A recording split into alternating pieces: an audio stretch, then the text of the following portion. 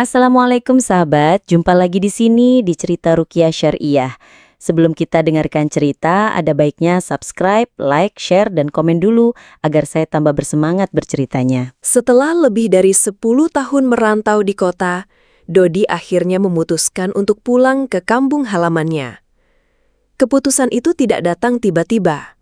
Ia telah lama menyimpan kerinduan, namun selalu tertahan oleh kesibukan, keterbatasan biaya, dan rasa bersalah. Ketika ia menikah dengan Rina, ia tak sempat mengabari keluarganya di kampung. Tak ada sinyal, tak ada cukup uang untuk pulang, dan tak ada keberanian untuk menjelaskan semuanya. Kini, dengan anak laki-laki mereka yang berusia 5 tahun, Arka, Dodi merasa waktunya telah tiba. Ia ingin memperkenalkan keluarganya kepada akar masa lalunya. Ia ingin menebus waktu yang hilang. Perjalanan dimulai dengan semangat. Mereka menyewa mobil dan menyusuri jalanan yang semakin sepi menuju pedalaman. Namun, sejak memasuki wilayah perbukitan, suasana mulai berubah. Kabut turun lebih cepat dari biasanya, meski matahari masih tinggi. GPS tak lagi berfungsi, dan sinyal ponsel menghilang sepenuhnya. "Mas, kok jalannya makin aneh ya?" tanya Rina sambil memeluk Arka yang mulai gelisah. Dodi mengangguk pelan. "Tenang aja, ini memang jalan lama. Dulu waktu kecil aku sering lewat sini." Namun, yang ia lihat tak sepenuhnya sama. Pohon-pohon tampak lebih tinggi dan rapat, seolah menutup langit. Udara terasa berat, dan suara hutan, burung, serangga, angin menghilang. Yang tersisa hanya keheningan yang menekan. Tiba-tiba, Arka menunjuk keluar jendela. "Ayah, itu ada orang!" Dodi menoleh. Di antara pepohonan, tampak sosok tua berdiri diam, mengenakan baju adat yang sudah lusuh. Matanya menatap tajam ke arah mobil mereka, tanpa ekspresi. Ketika Dodi mencoba memperlambat laju mobil, sosok itu menghilang begitu saja. "Mas, kita balik aja ya," bisik Rina, mulai panik. Dodi menggenggam tangan istrinya. "Kita sudah dekat, tinggal 1 tikungan lagi."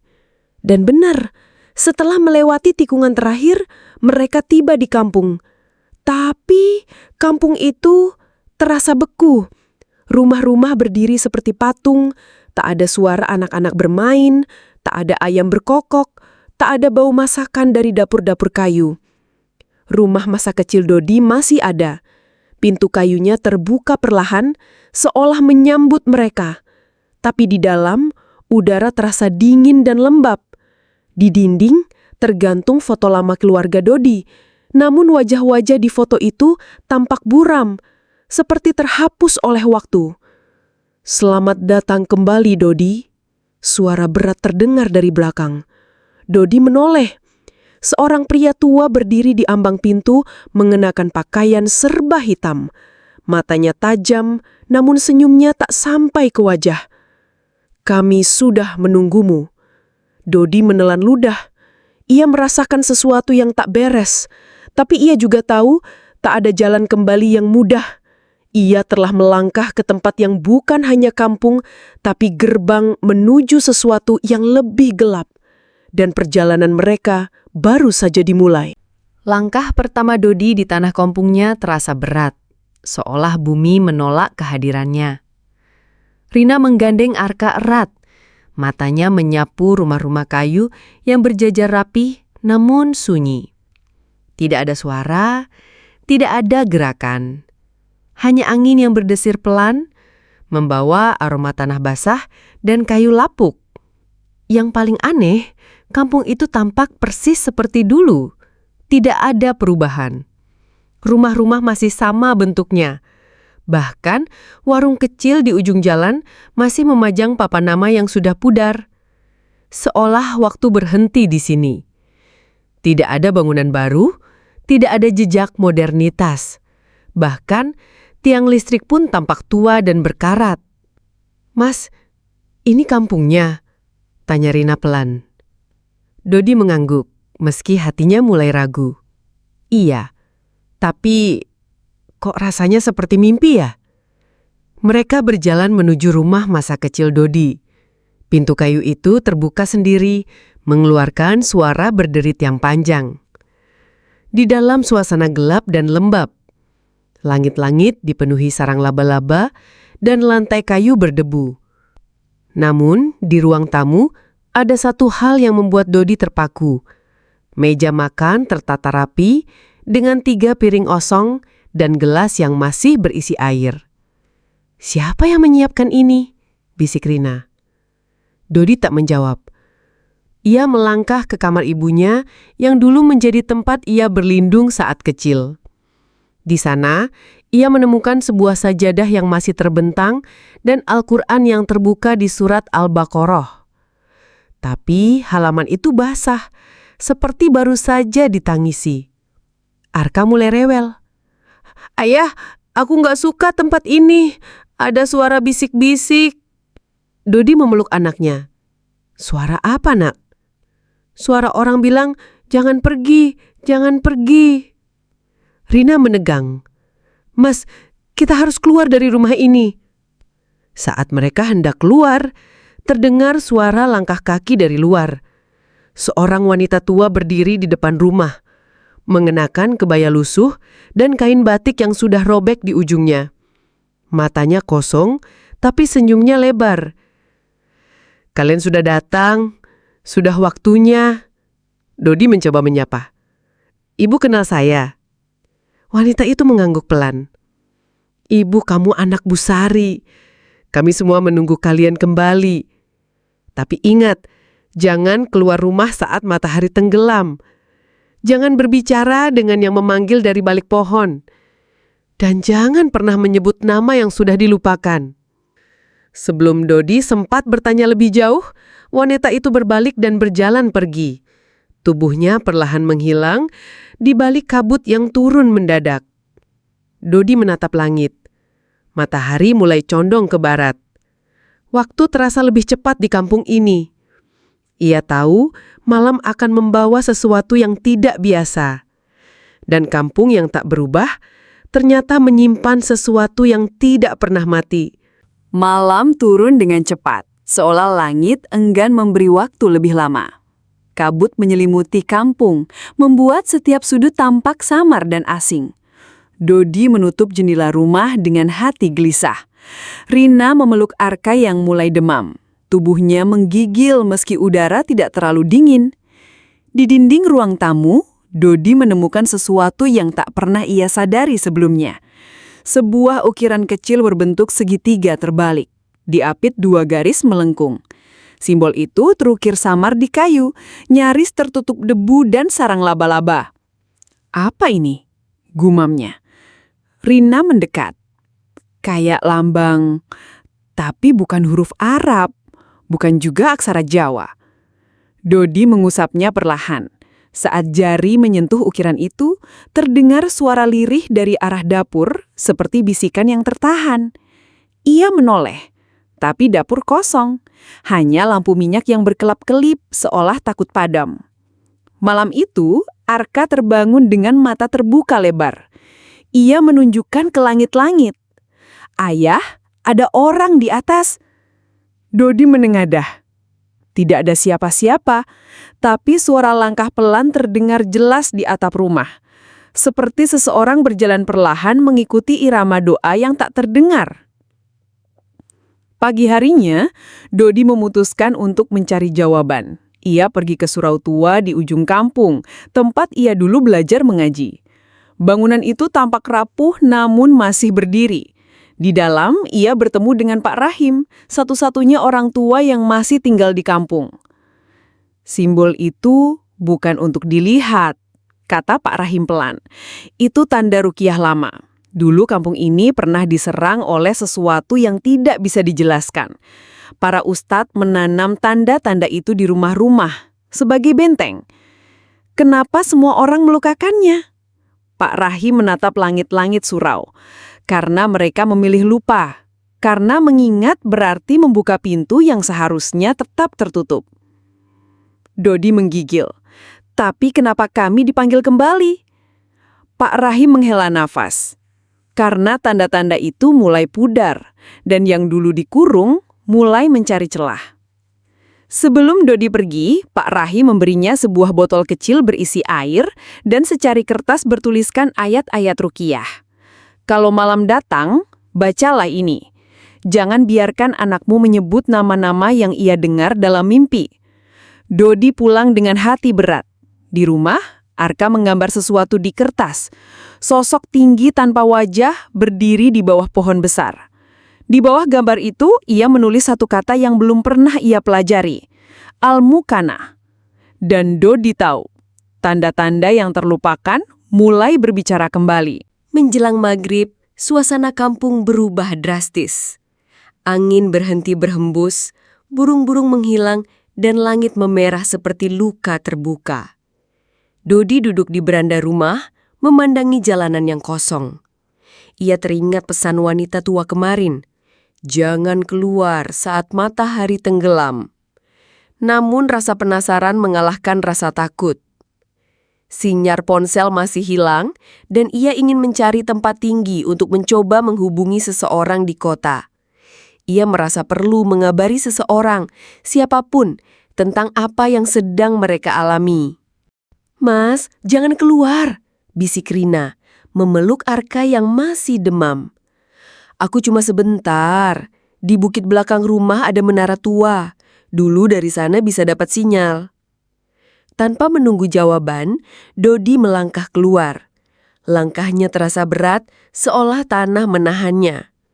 Ia melewati jalan setapak menuju bukit, di mana pohon-pohon besar berdiri seperti penjaga. Di tengah perjalanan, ia melihat cahaya redup dari balai desa.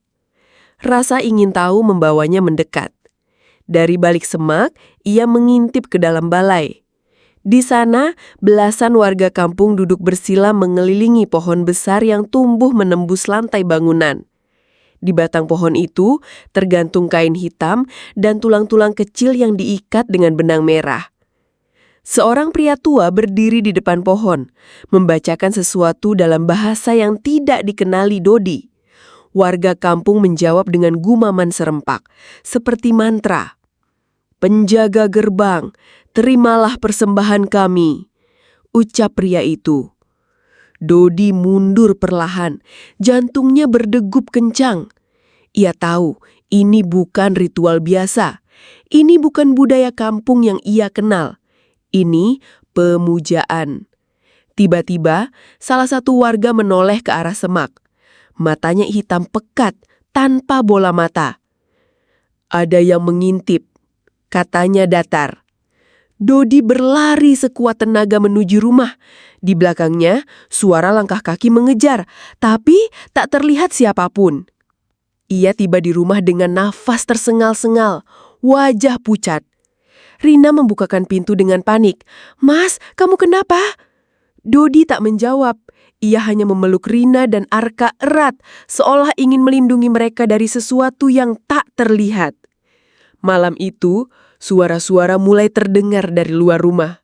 Ketukan di jendela, bisikan dari bawah lantai, dan suara anak kecil tertawa di belakang rumah. Arka terbangun dan berkata, "Ayah, mereka marah. Kamu lihat ritualnya." Dodi menatap anaknya. "Siapa mereka?" Arka menunjuk ke arah langit-langit. "Yang tinggal di pohon, yang menunggu gerbang dibuka." Dodi sadar, larangan telah dilanggar dan kampung ini tidak akan membiarkan mereka pergi begitu saja. Malam itu, langit di atas kampung tidak lagi gelap biasa. Awan hitam berputar seperti pusaran, dan bulan tampak retak, seolah langit sendiri enggan menyaksikan apa yang akan terjadi. Dodi terjaga. Ia mendengar suara gemuruh dari arah balai desa. Bukan suara badai, melainkan seperti ribuan bisikan yang menyatu menjadi raungan. Ia keluar rumah perlahan dan melihat cahaya merah menyala dari balik pepohonan. Rina mencoba menahannya. "Mas, jangan pergi. Arka demamnya makin tinggi. Dia bicara hal aneh." Dodi menatap anaknya. Arka menggigil. Matanya terbuka tapi kosong. Gerbangnya sudah terbuka, Ayah. Mereka datang lewat akar. Dodi menelan ludah. Ia tahu ia harus melihat sendiri. Ia berjalan menuju balai desa, kali ini tanpa ragu. Di sana, pohon besar yang sebelumnya hanya tumbuh menembus lantai kini telah berubah. Batangnya membesar, kulitnya retak, dan dari celah-celahnya keluar asap hitam pekat. Di sekeliling pohon, warga kampung berdiri diam. Mata mereka kosong, tubuh mereka kaku seperti patung. Di tengah-tengah, pria tua yang memimpin ritual sebelumnya kini bersujud. Tubuhnya gemetar. Gerbang telah dibuka, katanya lirih. Penjaga telah bangkit. Dari akar pohon muncul sosok tinggi kurus, kulitnya seperti kayu lapuk, matanya merah menyala. Ia tidak berjalan, melainkan melayang, dan setiap langkahnya membuat tanah retak. Sosok itu menatap Dodi. "Kau yang melanggar, kau yang melihat," bisiknya. Dodi mundur, tapi tanah di belakangnya berubah menjadi lumpur hitam, menahannya.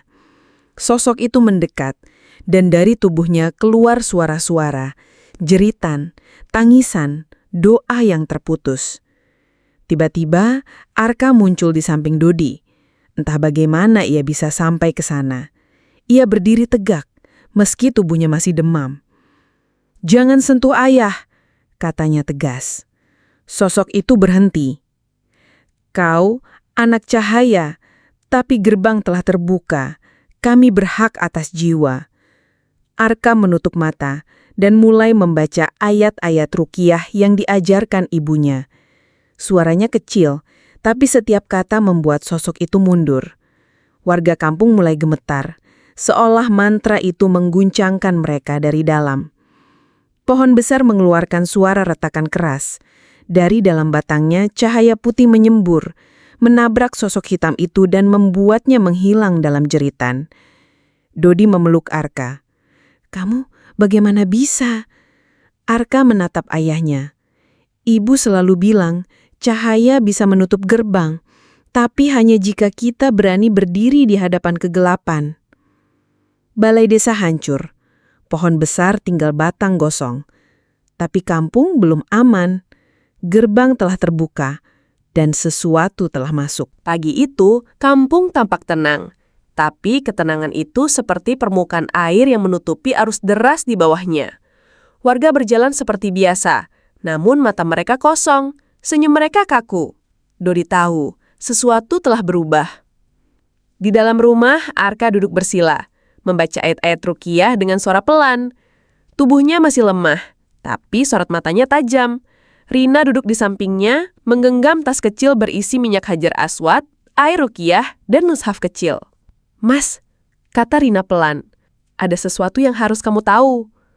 Dodi menoleh. "Apa maksudmu?" Rina membuka mushaf kecil itu.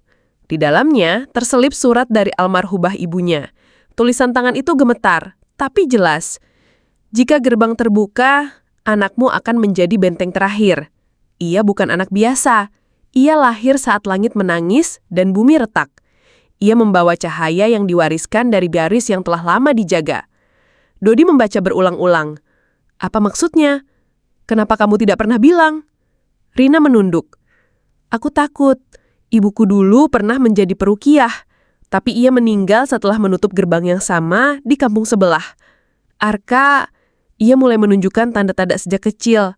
Mimpi-mimpi, bisikan, dan kemampuan membaca ayat dengan kekuatan yang tak biasa. Dodi terdiam. Ia teringat malam tadi saat Arka berdiri di hadapan sosok kegelapan dan membacakan ayat-ayat dengan keteguhan yang bahkan ia sendiri tak miliki. Jadi, kampung ini bukan kampung biasa. Rina mengangguk. Kampung ini dibangun di atas tanah yang dulu menjadi tempat pemujaan. Pohon besar itu adalah segel. Tapi ketika larangan dilanggar, segel meemah. Dan gerbang terbuka. Dodi menatap Arka. "Apa yang harus kita lakukan?" Arka membuka mata. "Ruqyah bukan hanya untuk mengusir jin. Ini tentang membersihkan tempat, hati, dan niat. Kita harus bersihkan kampung ini, tapi tidak bisa sendiri. Kita harus cari orang-orang yang masih punya iman." Mereka mulai bergerak. Dodi dan Rina mengunjungi rumah-rumah, mencari warga yang belum sepenuhnya terpengaruh. Beberapa masih bisa membaca ayat, meski dengan gemetar. Mereka berkumpul di rumah Dodi, membentuk lingkaran kecil. Arka memimpin ruqyah.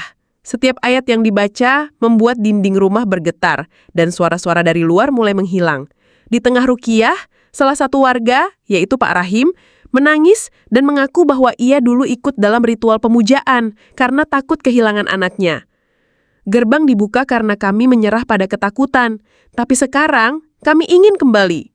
Arka menatap mereka. Hidayah bisa kembali, tapi harus ada pengorbanan. Dodi tahu, rahasia kampung ini lebih dalam dari yang ia bayangkan. Dan ruqyah bukan akhir, ini baru permulaan. Langit kampung masih kelabu, meski matahari sudah tinggi, seolah cahanya enggan menembus kabut yang menggantung di atas tanah. Di rumah Dodi, suasana tegang. Arka duduk bersila, matanya terpejam, sementara warga yang tersisa mulai membaca ayat-ayat ruqyah bersama.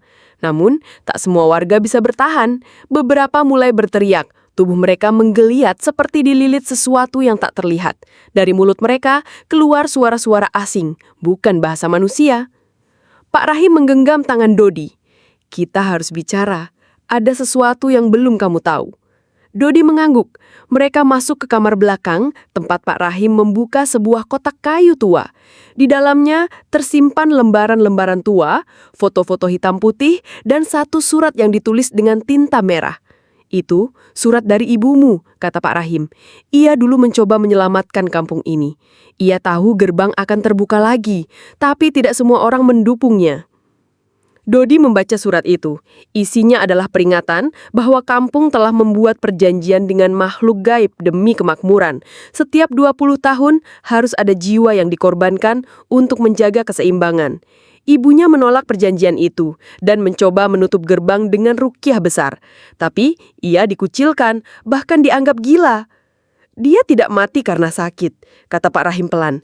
Dia dikorbankan, tapi bukan oleh makhluk gaib, oleh warga sendiri. Dodi gemetar.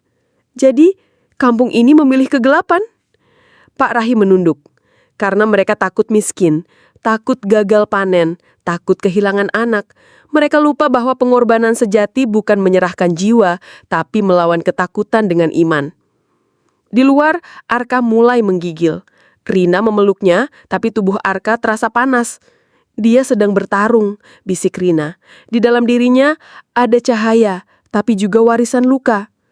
Dodi keluar dan berdiri di tengah warga. Kita harus memilih. Kita bisa pergi sekarang, meninggalkan kampung ini, tapi gerbang akan tetap terbuka. Atau kita bertahan, melawan, dan menutupnya meski harus kehilangan sesuatu. Salah satu warga, Bu Aminah, menangis. Kalau harus ada yang dikorbankan, biar saya sudah tua, saya dulu ikut ritual, biarkan saya menebusnya. Arka membuka mata.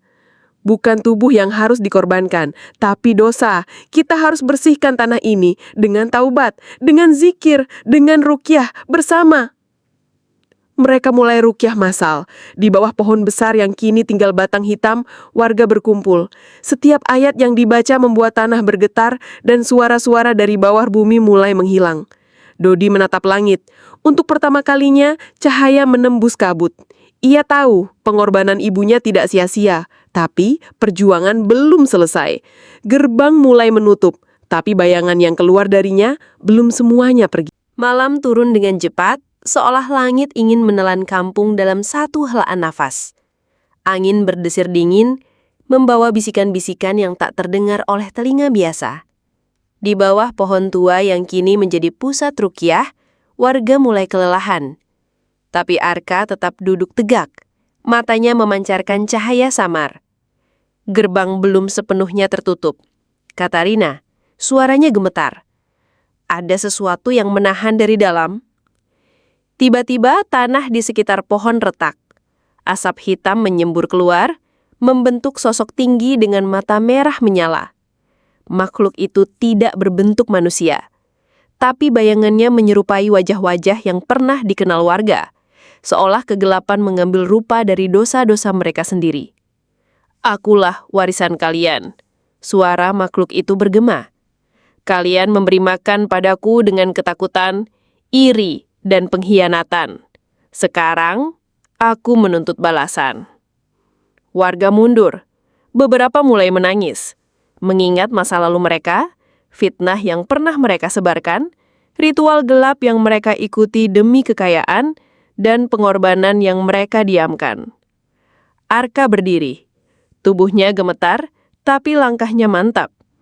"Kau bukan warisan kami. Kau adalah bayangan yang kami izinkan tumbuh. Tapi malam ini, kami memilih cahaya." Cahaya. Kau hanyalah anak kecil. Kau bahkan belum tahu siapa dirimu. Dodi maju, berdiri di samping Arka. Dia anak dari pengorbanan yang murni. Darah ibuku mengalir dalam dirinya. Dan kami tidak sendiri. Pak Rahim, Bu Aminah, dan warga lainnya mulai membaca ayat-ayat ruqyah dengan suara lantang. Setiap ayat membuat makhluk itu mundur. Tubuhnya bergetar, retak, dan mulai menghitam. Namun, makhluk itu mengerahkan kekuatan terakhirnya. Bayangan menjalar ke tubuh Arka, mencoba menjerat jiwanya. Arka terjatuh, matanya memejam, dan tubuhnya mulai membeku. Rina berteriak, "Arka, bangun, kau bukan milik mereka." Dodi mendekat dan berbisik di telinga Arka. "Ingat ibumu, ingat cahaya yang kau bawa. Kau bukan korban, kau adalah kunci." Tiba-tiba, dari dada Arka muncul cahaya putih yang menyilaukan. Cahaya itu membentuk lingkaran, menembus bayangan, dan membakar makhluk itu dari dalam. Suara jeritan menggema, lalu hening. Makhluk itu lenyap. Gerbang tertutup sepenuhnya. Pohon tua runtuh, meninggalkan tanah yang bersih dan tenang. Arka membuka mata. "Sudah selesai?" Dodi menyenyum. "Belum, tapi kita sudah menang satu babak. Langit kampung kembali cerah. Tapi mereka tahu, kegelapan bisa kembali kapan saja. Dan mereka harus siap. Dengan iman, dengan ilmu, dengan keberanian." Pagi itu, kampung terasa asing. Bukan karena kegelapan, tapi karena ketenangan yang belum pernah mereka rasakan selama puluhan tahun. Udara lebih ringan, burung-burung kembali bernyanyi, pohon-pohon yang sempat layu mulai menumbuhkan tunas baru. Di balai kampung, warga berkumpul. Tak ada lagi bisik-bisik ketakutan, hanya wajah-wajah yang lelah tapi penuh harap. Arka duduk di tengah, masih pucat, tapi matanya jernih. Ia telah melewati sesuatu yang tak bisa dijelaskan dengan logika biasa. Pak Rahim berdiri dan membuka suara. "Kita telah melihat kegelapan. Kita telah melawan. Tapi kemenangan sejati bukan hanya menutup gerbang, melainkan membuka hati." Dodi melangkah maju. Ia membawa lembaran-lembaran tua yang dulu disembunyikan. Catatan ibunya, doa-doa ruqyah, dan sejarah kampung yang selama ini dikubur. Kita harus jujur, kampung ini pernah memilih jalan yang salah. Tapi kita bisa memperbaikinya dengan ilmu, dengan taubat, dengan keberanian untuk berubah. Bu Aminah mengangguk. "Kita mulai dari anak-anak. Mereka harus tahu apa yang terjadi. Bukan untuk menakut-nakuti, tapi agar mereka tidak mengulangi." Rina menambahkan, "Dan kita harus bersihkan tempat-tempat yang dulu digunakan untuk ritual gelap. Jadikan mereka tempat ibadah, tempat belajar, tempat ruqyah syariah." Warga setuju. Mereka mulai bergerak. Batu-batu yang dulu menjadi altar dikubur. Pohon tua yang tumbang dijadikan kayu untuk membangun musola kecil. Di sana mereka mulai mengaji bersama. Bukan hanya membaca, tapi memahami makna. Arka duduk di sudut musola, menulis di buku kecilnya. "Aku tidak tahu kenapa aku dipilih, tapi aku tahu cahaya itu bukan milikku sendiri. Ia datang dari doa-doa yang tak pernah putus, dari pengorbanan yang tulus, dari cinta yang tak terlihat." Dodi membaca tulisan itu dan tersenyum. "Kau bukan dipilih karena kuat, tapi karena kau bersedia menjadi lemah demi orang lain." Hari-hari berlalu. Kampung mulai dikenal sebagai tempat pemulihan spiritual. Orang-orang dari luar datang, bukan untuk mencari kekayaan, tapi untuk mencari ketenangan. Ruqyah syariah menjadi bagian dari kehidupan sehari-hari, bukan hanya saat ada gangguan, tapi sebagai benteng jiwa. Namun di balik semua itu, Dodi tahu bahwa kegelapan tidak pernah benar-benar hilang. Ia hanya menunggu celah. Maka ia terus menulis, terus mengajar, dan terus mengingatkan bahwa jalan keluar bukanlah pelarian, tapi keberanian untuk menghadapi dan memperbaiki. Langit kampung kini biru, tapi di hati mereka ada pelajaran yang tak akan pernah dilupakan. Beberapa bulan setelah gerbang ditutup, kampung mulai dikenal luas. Video ruqyah massal yang direkam Rina viral di media sosial. Banyak yang datang, ingin belajar, ingin sembuh, atau sekadar penasaran. Tapi di antara mereka, ada yang datang dengan niat berbeda. Seorang pria berdasi, bernama Tuan Haris, muncul dengan proposal pembangunan resort spiritual. Kampung ini punya potensi besar, katanya di depan warga. Bayangkan, tempat healing, ruqyah, wisata religi, kita bisa buka gerbang untuk dunia. Dodi menatapnya tajam. Gerbang sudah ditutup. Dan tidak untuk dibuka lagi. Tuan Haris tersenyum. Saya bicara tentang gerbang ekonomi. Kita bisa kaya, bisa terkenal, bisa jadi pusat spiritual nasional. Beberapa warga mulai tergoda. Mereka lelah hidup sederhana. Tawaran itu menggiurkan. Fasilitas modern, lapangan kerja, bahkan sekolah gratis. Tapi Arka merasa ada yang janggal. Ia bermimpi buruk setiap malam. Dalam mimpinya, gerbang lama terbuka kembali, bukan dari bawah tanah, tapi dari dalam hati manusia. Pak Rohim mengumpulkan Dodi, Rina, dan Arka. Kita harus waspada. Kegelapan tidak selalu datang dalam bentuk makhluk. Kadang, ia datang sebagai ambisi, sebagai keserakahan yang dibungkus dengan kata kemajuan. Rina menyelidiki latar belakang Tuan Haris. Ia menemukan bahwa perusahaan yang mendanai proyek itu pernah terlibat dalam eksploitasi situs-situs spiritual di daerah lain. Di sana, gangguan goib kembali muncul, tapi ditutup-tutupi demi keuntungan. Dodi mengumpulkan warga. Kita punya pilihan. Kita bisa selamat, atau kita bisa terjebak selamanya. Bukan oleh makhluk goib, tapi oleh keserakahan kita sendiri. Warga terdiam. Bu Aminah menangis. Dulu kami memilih kegelapan karena takut miskin. Sekarang kami diuji lagi. Apakah kami akan memilih hidayah meski harus tetap sederhana? Arka berdiri. Kita bisa berkembang, tapi bukan dengan menjual jiwa kampung ini. Kita bisa buka sekolah dan pesantren, bisa buat konten dakwah, bisa undang orang belajar, bukan sekedar berwisata. Akhirnya, warga menolak proyek Tuan Haris. Mereka memilih membangun dengan tangan sendiri. Musolah diperluas, ruang belajar dibuka. Arka mulai mengajar anak-anak tentang membaca Al-Quran sebagai jalan hidup. Tuan Haris pergi, tapi meninggalkan ancaman.